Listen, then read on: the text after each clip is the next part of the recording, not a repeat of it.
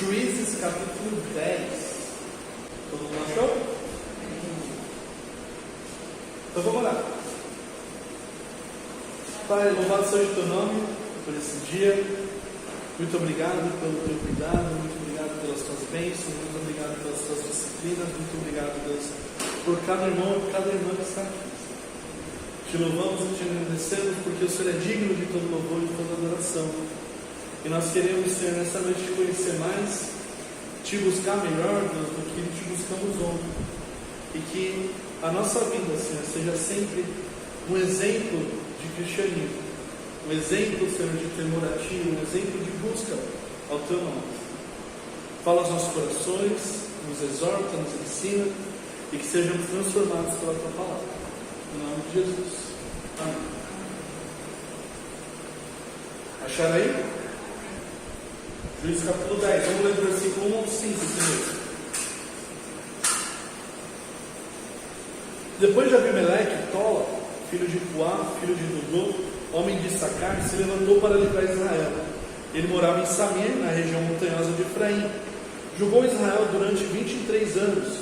Depois morreu e foi sepultado em Samir. Depois dele, levantou Jair, Gileadita, que julgou Israel durante 22 anos. Ele tinha 30 filhos que cavalgavam 30 jumentos. E eles tinham 30 cidades, a que chamavam Ravote Jair, até o dia de hoje, as quais estão na terra de Gileade. Jair morreu e foi sepultado em Camon. Então o capítulo 10, que a gente vai ver hoje, é um capítulo bem curto, comparado aos outros capítulos de Juízes. E ele é uma preparação para o capítulo 11, que é o juizado de Jefté. Então o capítulo 10 só vai falar desses dois juízes aqui, o Abimeleque, desculpa, Tola e Jair. E percebe que os dois textos, os dois juízes falam bem pouquinho, né? Um só fala 2 versículos, do outro 3. E dentro do livro de Juízes, tem aqueles juízes que a gente pode chamar de juízes maiores e os juízes menores. Não de importância, mas também por causa do tanto que é narrado a respeito da vida deles. Esses aqui nem aparece nada. Ao todo, são 6 juízes menores. A gente já viu alguns e tem esses dois aqui. Os outros juízes têm capítulos falando sobre eles, ou um capítulo inteiro, ou vários capítulos falando sobre eles. Mas é interessante notar aí quanto tempo Tola ficou como juiz? 23 anos. 23. E Jair? 22. Bastante tempo, né? Tem juiz que a gente já viu que ficou muito menos tempo como juiz, mas a história deles é bem maior. E o que está acontecendo aqui no capítulo 10? Aquilo que a gente já tem falado anteriormente. Quando que o Senhor levanta o juiz sobre a terra?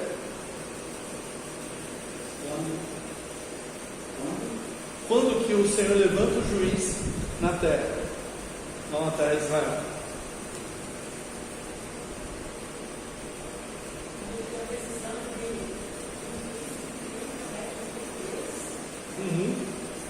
Quando eles clamam. E por que eles clamam? Porque estavam sendo oprimidos. Porque estavam sendo oprimidos. E por que eles estavam sendo oprimidos? Por desobediência. Por desobediência? Então, esse é o ciclo de falhas, lembra? Que a gente tem falado de Juízes. O povo desobedece, o Senhor manda opressão, o povo clama, o Senhor manda o juiz e traz a libertação. E aí começa de novo. O povo se esquece do Senhor e peca, vem a opressão, o povo clama, o Senhor manda o juiz e acontece a libertação, e assim por diante. Então, desses dois aqui, o mais interessante é o Jair, né? Que fala o que dele? Que ele tinha 30 filhos que montavam 30 jumentos, e que governavam 30 cidades. 30 cidades. O que dá para saber a respeito de Jair? Só ele foi muito rico, muitas posses, né? Jumento naquela época era mais caro que cavalo, tá? Não sei como que está hoje o comércio do jumento de cavalo. Oi?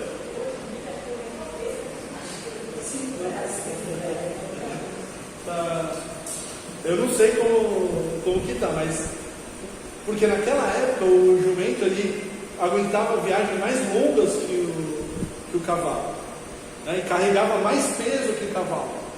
E também, além de montar, servia também como animal de carne para plantação, né? Então, ele tinha muitas. Era um animal bombril, né, da época. Podia fazer várias coisas, né? Então, quando fala que ele entrou, que eles montavam jumentos, é porque eles eram muito ricos. Caramba, 30 jumentos, né? É muita riqueza. 30 Ferrari. E não dá para saber quantas mulheres ele tinha, porque não fala aqui, né? Mas não era incomum naquela época uma mulher ter 30 filhos. Né?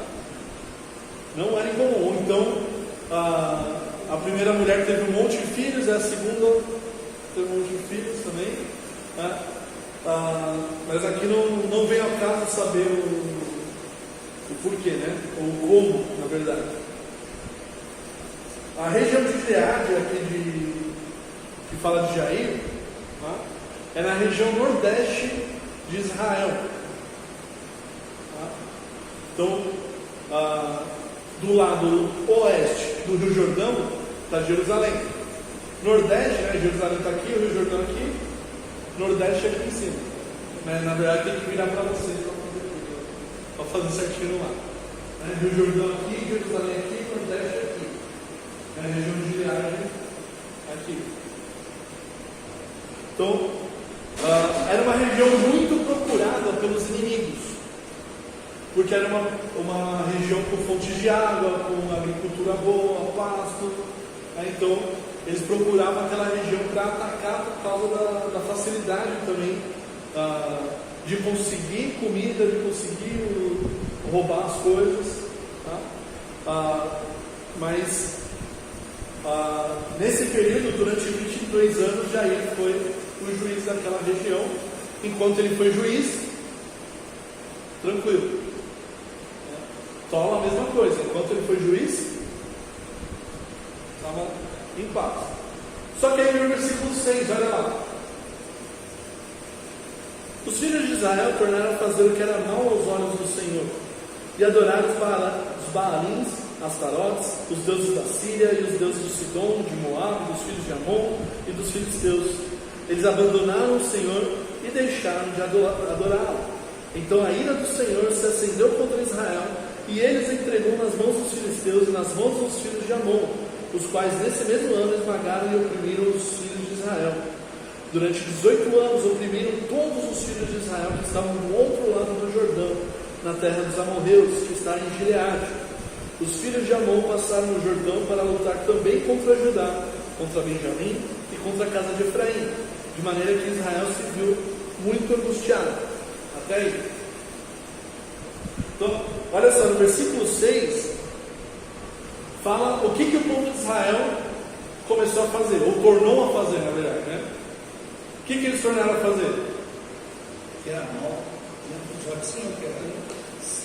a idolatrar outros deuses. Mas olha quantos deuses que são listados aí: os Baalins, Astarote, os deuses da Síria, os de Sidom, de Moab, dos filhos de Amon e dos filisteus. 7 coleções, porque na verdade dentro desses 7 tem vários deuses. Tá? Então Baalins são vários tipos de deuses. Astarote também, né? Os deuses dos filhos de Amon, os deuses da Síria, é coletivo, é um monte. Tá?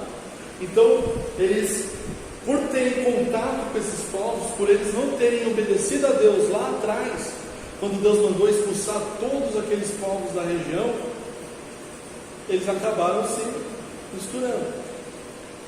E toda vez que vem um juiz, aquele juiz liberta o povo da opressão, manda o povo acabar com os deuses, dali expulsar os deuses, expulsar os sacerdotes desses deuses, né? Queimar, destruir completamente e voltar a adorar somente ao Senhor. Aí o juiz morre, volta tudo de novo. Né? Por que volta tudo de novo? Porque já não tem um líder que impeça ele de fazer isso. A gente vê ao longo da história de Israel que quando o povo de Israel tem contato com povos estrangeiros, esse contato ele é guiado pelo líder da nação. Como assim? O líder da nação ele vai regular como o povo de Israel vai lidar com esses povos estrangeiros. Esses que são citados aqui, os filisteus, os amorreus, os amonitas, eram povos que deveriam ter sido expulsos, não era para eles se relacionar. Mas povos de mais longe, né, ou povos que o Senhor mandou que não eliminassem, como os moabitas, os edomitas, era para eles se relacionarem com cuidado. Que tipo de cuidado? Não permitir que a cultura e a religião deles entrassem no meio do povo. Podia ter contato comercial, né? Comprar e vender coisa, exportar, importar, né? Podia receber emissários que viessem de outros povos. Tudo isso podia fazer. Né? Salomão recebeu um monte de gente, né? Rainha de Sabá, povos de todo quanto é lugar. Deus não falou nada contra isso. O que ele falou foi por causa dos deuses que entraram por meio de Salomão. Os juízes faziam esse papel também de forma mais local, não como a nação toda, mas de forma mais local. Os juízes impediam que o povo se relacionasse de forma inadequada com esses povos ao redor. Então, quando o juiz morria, eles faziam o que eles queriam. Então, a gente vai ver mais para frente, daqui a alguns capítulos, a história de Sansão. Sansão se apaixona por quem? Não, antes que ele casa.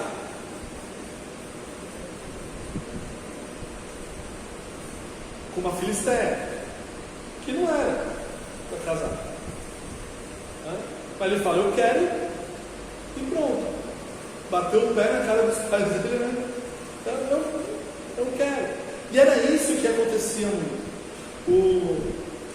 Os jovens, os homens principalmente, iam até essas cidades dos povos ao redor, viam uma mulher bonita e queria casar. Aí trazia ela para dentro de casa e ela trazia os seus deuses e forçava o marido a adorar junto. E acabava essa idolatria alcançando não só essa família, mas as famílias ao redor também. Então, versículo 7 fala que a ira do Senhor se acendeu contra Israel. E ele os entregou nas mãos dos filisteus e nas mãos dos filhos de Amon, os quais nesse mesmo ano esmagaram e oprimiram os filhos de Israel.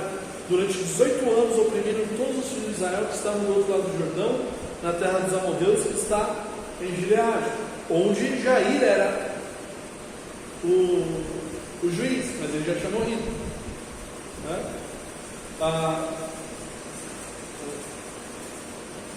Percebe aqui no versículo 7 que o texto fala que o Senhor os entregou nas mãos dele, dos amonitas e dos filisteus. Não foram os amonitas e os filisteus que conquistaram, mas foi o Senhor que entregou. Por quê? Por que a Bíblia usa essa linguagem? Né? Ao invés de falar que os amonitas e os filisteus conquistaram o povo de Israel. Porque o Senhor falou na aliança que ele seria como um guarda ao redor de Israel. Ele os protegeria.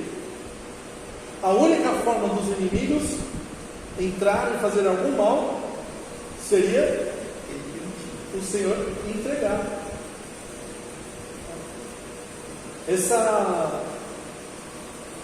Essa ideia, né, que vem também para o Novo Testamento, é que se não for vontade de Deus que aconteça alguma coisa com a gente, não vai acontecer.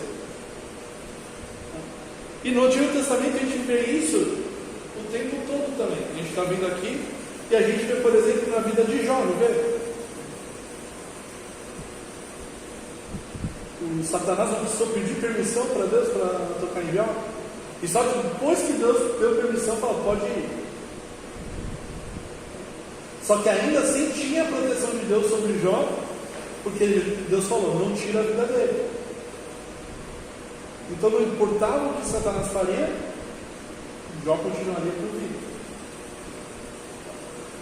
A gente vê aqui no texto de Juízes, né, ele os entregou nas mãos dos filisteus, nas mãos dos amonitas, e os oprimiram durante 18 anos. E aí, no versículo 8, fala que oprimiram todos os filhos de Israel que estavam do outro lado do Jordão, na terra dos amorreus que está em Gileade, né? Que eu mostrei aqui, né? Jerusalém, do Jordão, Gileade aqui no Nordeste. Os filhos de Amon passaram o Jordão para lutar também contra Judá, contra Benjamim e contra a casa de Efraim, que eram as três nações, talvez as três nações mais fortes. Benjamim nem tanto, mas Judá e Efraim sim. Mas a situação estava tão ruim que até essas tribos estavam sofrendo, tá?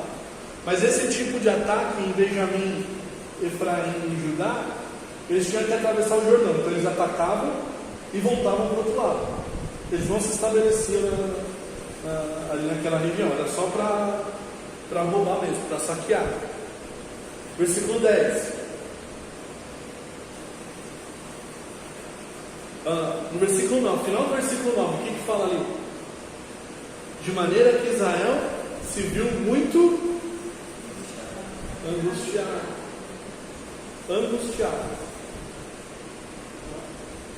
Você já ficou angustiado com alguma coisa?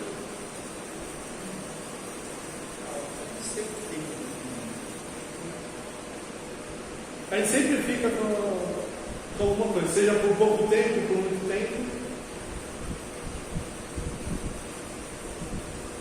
É um sentimento bom de ter por 18 anos, que você não sabe quando vai vir o próximo ataque do inimigo. Você está lá, você trabalhou no campo a temporada inteira, né? Plantou, regou, expulsou os bichos que estavam vindo e tal. E aí, na hora da colheita, você colhe tudo, guarda, e aí vem os inimigos e roubam a colheita. Durante 18 anos era isso que estava acontecendo. Então os filhos de Israel clamaram ao Senhor dizendo: pecamos contra ti porque deixamos o nosso Deus e adoramos os Baalins. Essa parte do texto, aqui em diante, a gente vai ver como que deve acontecer o arrependimento. E o que a falta de arrependimento causa no nosso coração. Tá? Olha o que o povo de Israel disse para Deus quando clamou: pecamos contra ti. Lembra, o nosso pecado é sempre contra Deus. Na idolatria isso é bem óbvio, né? A gente só deve adorar a Deus. Mas qualquer tipo de pecado que a gente cometa, em primeiro lugar, contra Deus. A gente pode pecar contra o próximo, mas em primeiro lugar é contra Deus. E aí, na continuação, eles falam: como que eles fizeram isso? Porque deixamos o nosso Deus e adoramos os Baalins. Eles confessaram o pecado que eles sabiam que estava levando a essas consequências. Quando a gente confessa pecado ao Senhor, a gente tem que ser direto, sincero, direto e nomear o pecado. A gente vê lá no Salmo, Davi, quando ele está pedindo perdão a Deus, ele fala vários pecados que ele cometeu. Quando ele não lembra mais, o que ele fala? E por aqueles que também eu não lembro. Mas enquanto ele estava lembrando dos pecados que ele cometeu, ele estava nomeando os pecados. Aqueles também que eu cometi, que eu nem sei que eu cometi. Mas no nosso dia a dia, na nossa avaliação pessoal, quando a gente vai pedir perdão para Deus, quanto mais focado, quanto mais direto a gente for na nossa confissão, melhor. Porque a gente está reconhecendo diante de Deus que a gente sabe que fez errado, que a gente não fez o que devia fazer.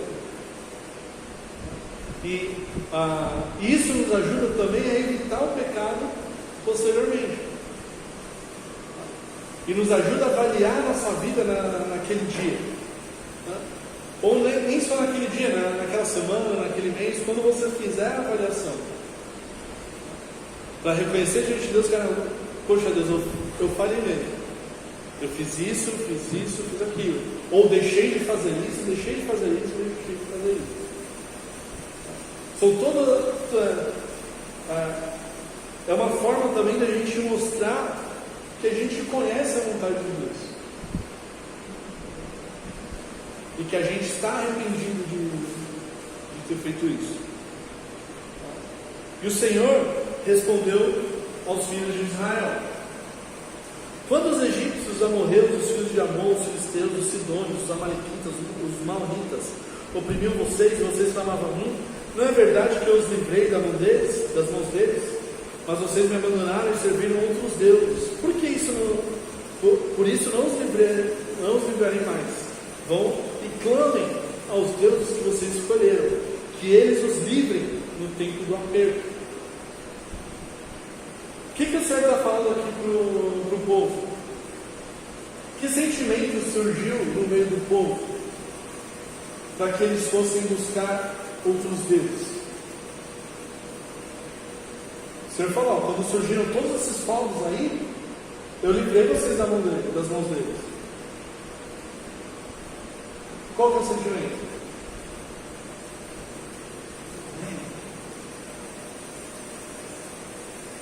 Ingratidão. Quando a gente sai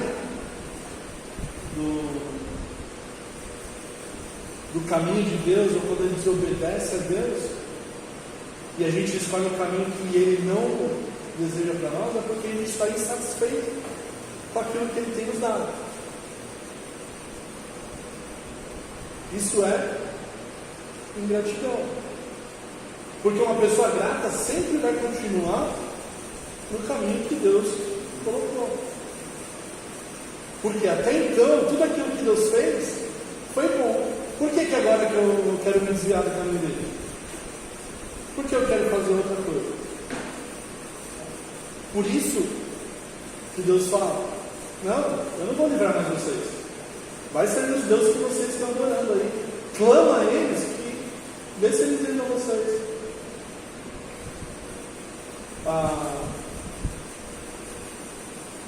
Tem uma história de uma senhora que o filho chegou para ela, devia ter uns 10 anos, 9 anos, né?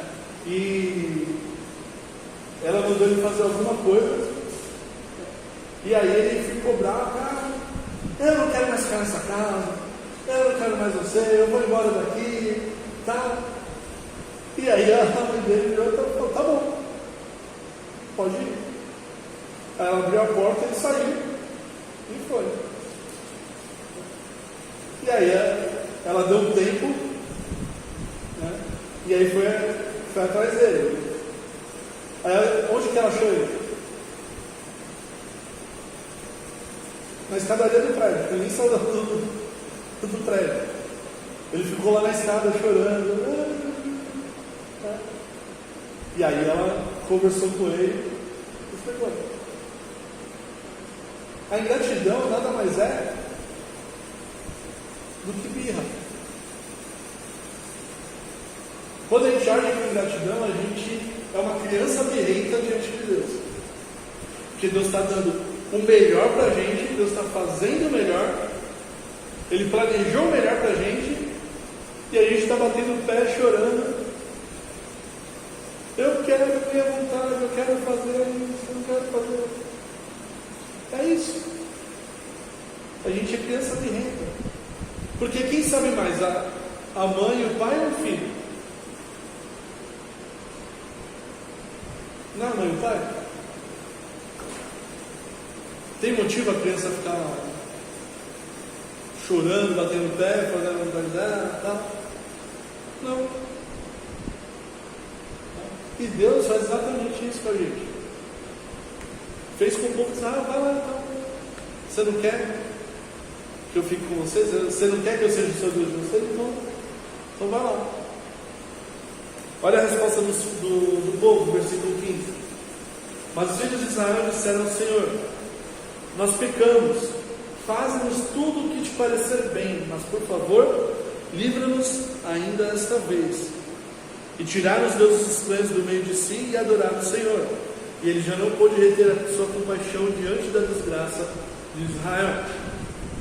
O arrependimento, ele vem com fruto de arrependimento.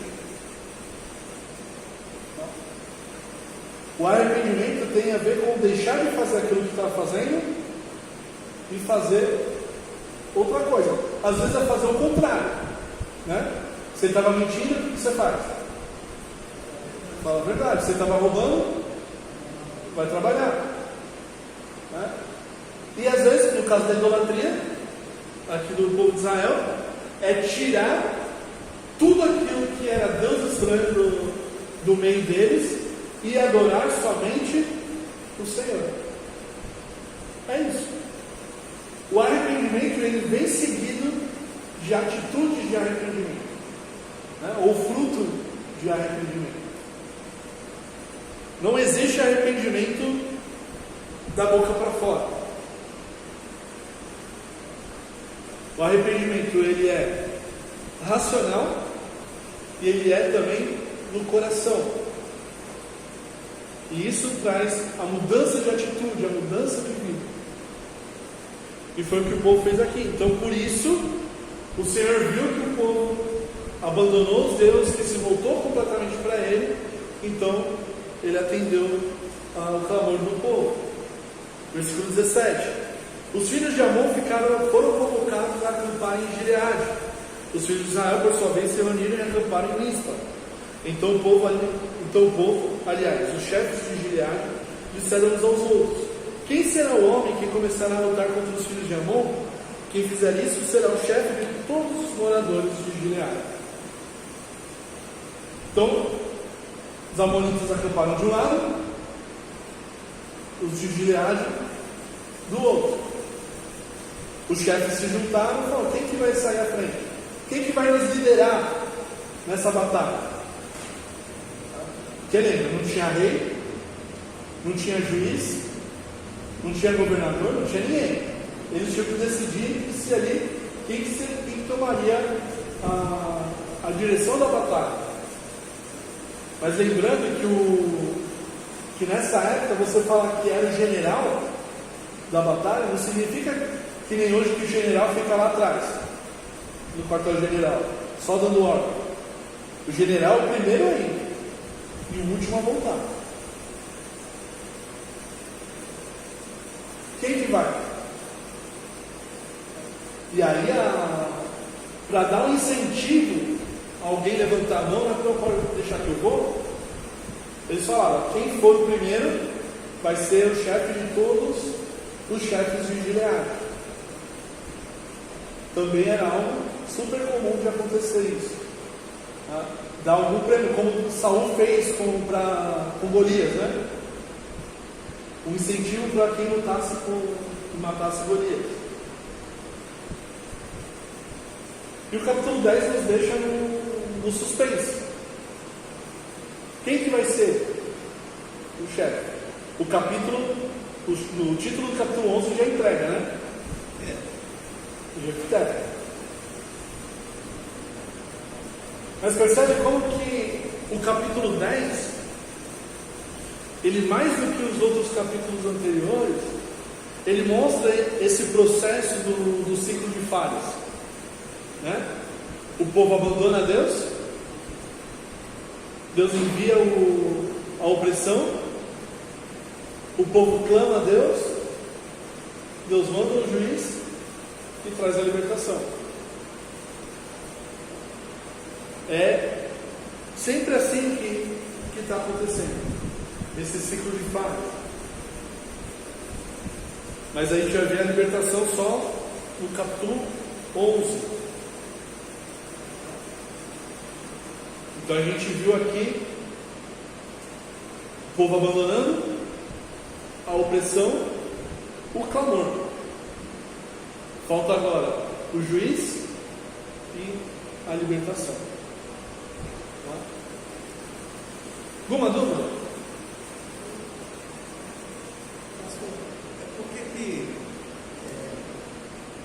No caso aqui, qual seria o pior ou os dois são a mesma coisa? Existe aquele que ele deixava o Senhor mesmo e não serviram, eles abandonaram.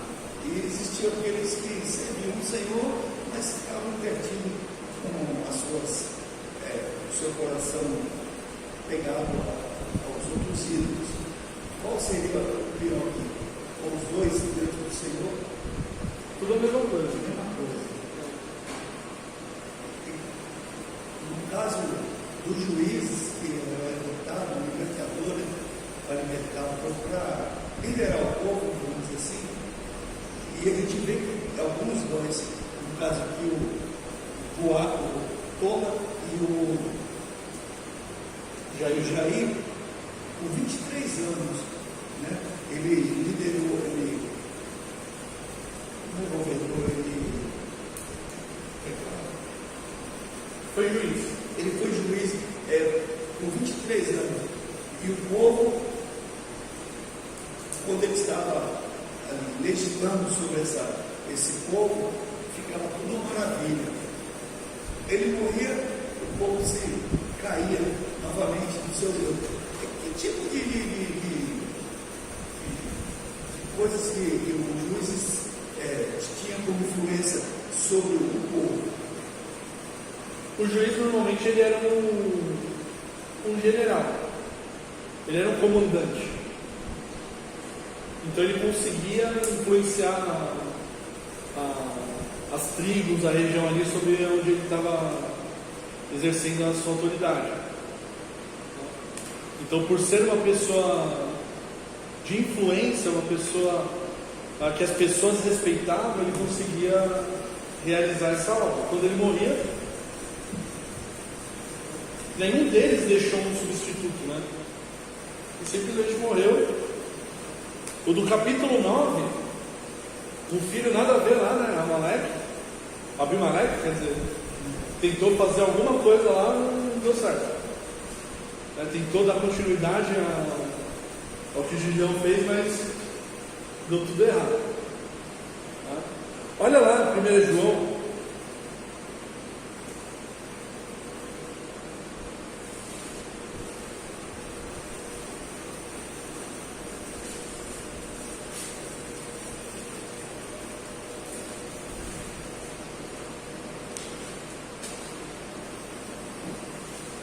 capítulo 1. Versículos 8, 9 e 10.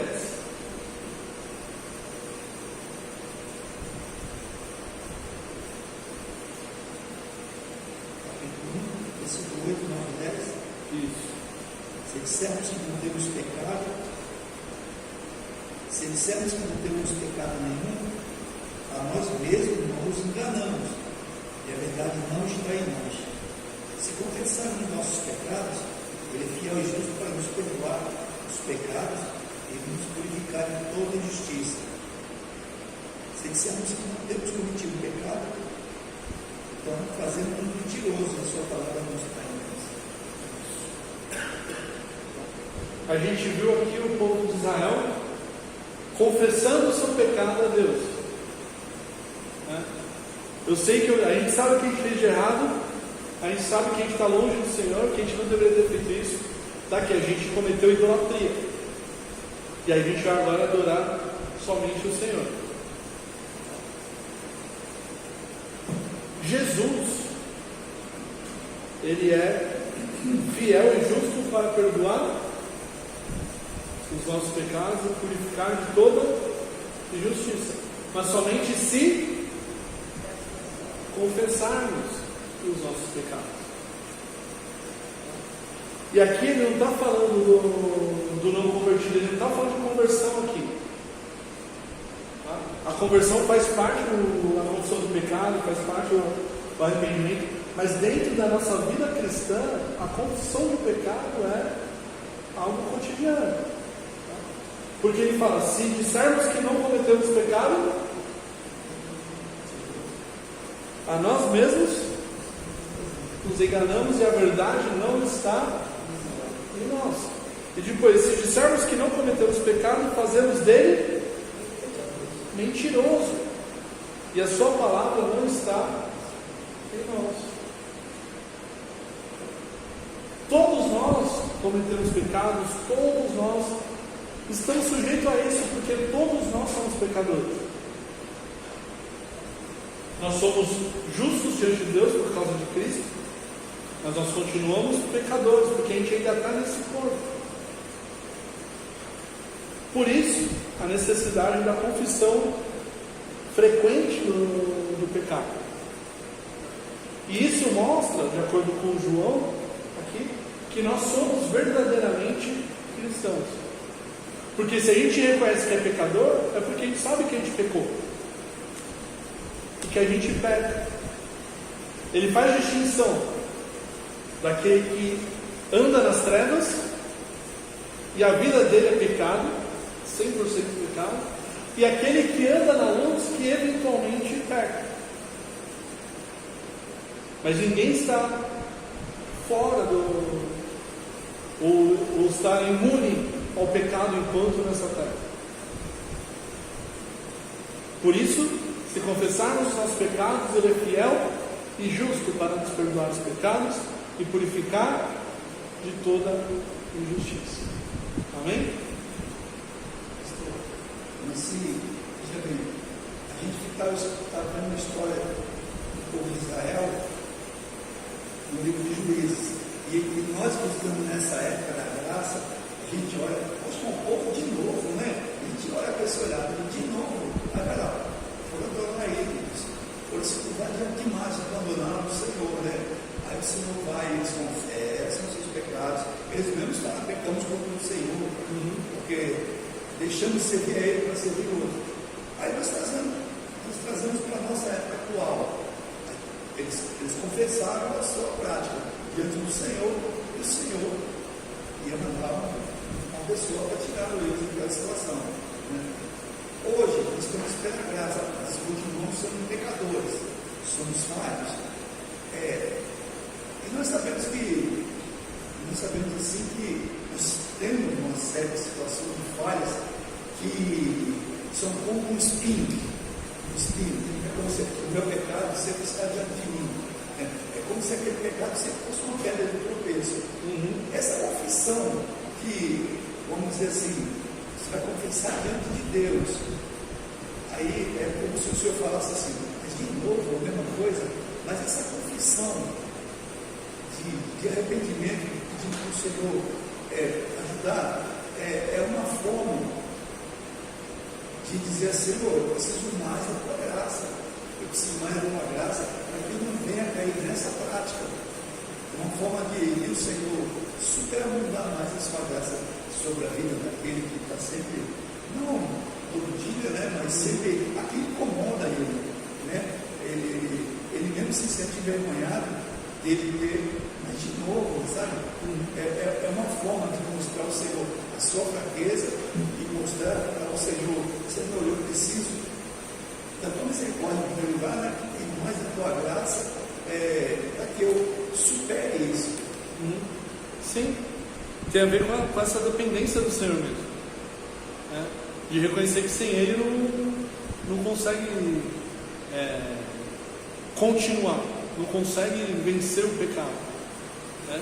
Só que para Deus, quando Ele perdoa o pecado, está perdoado. Ele nunca vai jogar isso na nossa cara de novo. Sim. Né? Então, quem fala de novo é a gente. Não, eu falo agora. Né? Então, quem fala de novo é a gente. Isso. Deus não vai falar de novo para ele: pô, de novo, está de sacanagem, né? Ele não vai falar isso de novo. Por quê? Porque Ele sabe que a gente é pecador, né? O que precisa acontecer, e que é prova do arrependimento, é um desenvolvimento, um crescimento, né? Se está acontecendo o contrário, então não houve arrependimento, né? Então é preciso que haja mais vitórias do que derrota no pecado, né? Porque a gente tem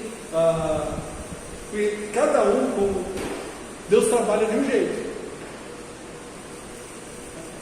A salvação de ninguém é igualzinha, o jeito com que Deus lida com cada um não é igualzinho, né? Principalmente aqueles pecados de vício, né? Então tem gente que se converte e foi bêbado não sei quanto tempo da vida, né? E que Deus tira o desejo da bebida de uma hora para outra, e ela nunca mais bebe. E tem gente que Ele vai tirando aos poucos. Não vai sumir de uma vez, aos poucos que vai indo. Cigarro, a mesma coisa, droga, a mesma coisa. Eu já falei do meu primo que ele entrou na igreja bêbado, endemoniado e drogado. Terminou o culto, ele estava são. Só que tem outros irmãos também que, mesma situação, demorou para largar a droga, demorou para largar a bebida, e até demorou para largar o demônio. O demônio foi o primeiro porque quando se converteu não tinha mais. Não tinha mais. Mas por quê? Deus trabalha de forma diferente com cada um. Então, a gente não deve chutar o balde: desisto, não quero mais saber. Não, eu pequei, Deus me perdoa, eu quero fazer melhor, eu quero ser melhor, me ajuda. Eu fiz isso, eu não deveria ter feito isso, me ajuda a fazer. E aí você vai e se levanta, né? Porque a linguagem que a gente usa do eu pequei, então eu caí, né? Então levanta, é o Senhor que está te levantando, sem ficar na autocomiseração. O que é autocomiseração? Tadinho de mim, coitadinho de mim, que dó, eu sou tão fraquinho. Vou dizer assim: no meu caso não tem mais. Não tem mais jeito para mim. Não. Pecou, pede perdão, o Senhor levanta e continua a caminhar. Só não chega quem para, né? Então, não importa quantas vezes a gente tropeça, as tropeções, as quedas vão diminuindo, se a gente com fé for buscando a vontade de Deus. Amém? Vamos orar?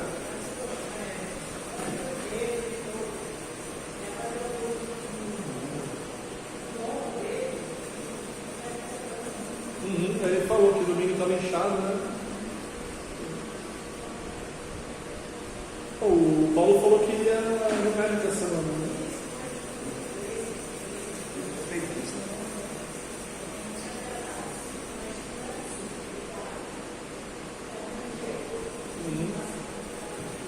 Passou o remédio para tomar?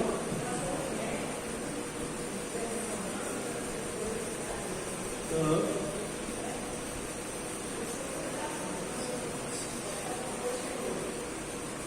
Aham.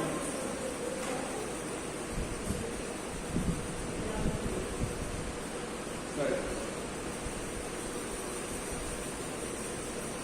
Então vamos orar? Pai, te louvamos por mais essa noite, pelo teu cuidado, pela tua graça tão maravilhosa, pela tua palavra que é viva e eficaz. Que nós possamos, Senhor, de todo o coração, te buscar e confessar os nossos pecados, nomeados para que a gente saiba onde a gente errou e evitar cair de novo nesses erros. Com a tua força, com o teu poder que opera sobre nós. Que possamos, Deus, como filhos teus, te buscar e te adorar em espírito e verdade. E dar um bom testemunho onde quer que a gente esteja. Perdoa os nossos pecados. Que o nosso dia a dia, Senhor, seja uma eterna adoração a Ti. Te lembramos, Senhor, do Sr. Pedro, que o Senhor cuide desse ombro dele, Deus, que os remédios estejam fazendo efeito, que a dor dele diminua, Deus, e ele possa estar com o seu dia a dia normal. Abençoa os nossos irmãos que estão enfermos, aqueles que estão trabalhando, aqueles que não podem estar conosco, que o teu nome seja glorificado também na vida deles. No nome de Jesus. Amém.